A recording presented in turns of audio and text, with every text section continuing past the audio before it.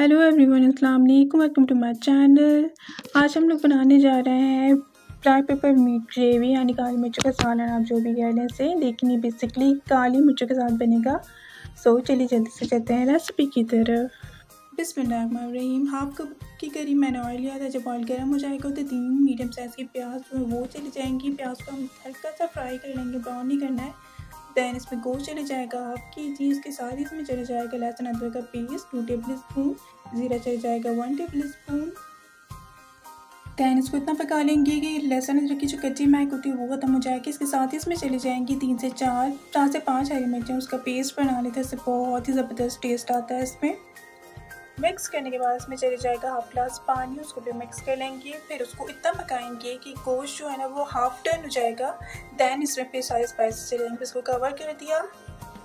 So now यहाँ पर गोश्त जो है वो हाफ टर्न हो चुका है। तो 1 टेबल स्पून हल्दी चली जाएगी, नमक चले जाएगा हस्बे ज़रूरत, काली मिर्च पाउडर चल जाएगा 1.5 टीस्पून।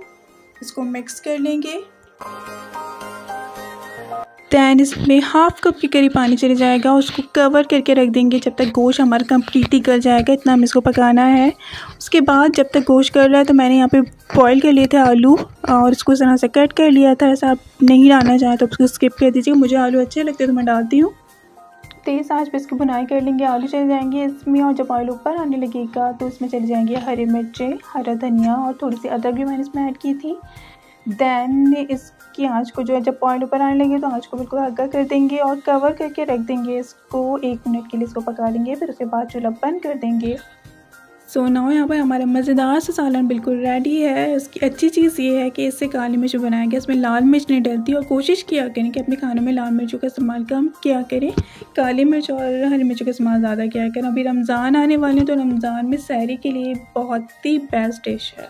इसे ज़रूर ट्राई करिएगा। इसे सहरी में भी ज़रूर ट्राई करिएगा। आप इसे चिकन में बना सकते हैं, मटन में बना सकते हैं। चिकन में भी बहुत ही अमेजिंग लगती है और बन भी बहुत ही झटपट जाती है। तो मुझे उम्मीद है कि आपको रेसिपी ज़रूर अच्छी लगी होगी। अगर अच्छी लगी है तो लाइक ज़रूर कर दीजिएगा, और जिन्होंने अभी तक मेरे चैनल को सब्सक्राइब नहीं किया, जो नए हैं तो वो सब्सक्राइब भी ज़रूर कर दें, और जिन्होंने अभी तक बेल आइकन का बटन नहीं दबाया तो वो भी दबा लीजिए ताकि आपको ऐसी मज़े की रेसिपीज़ देखने को मिलती रहे।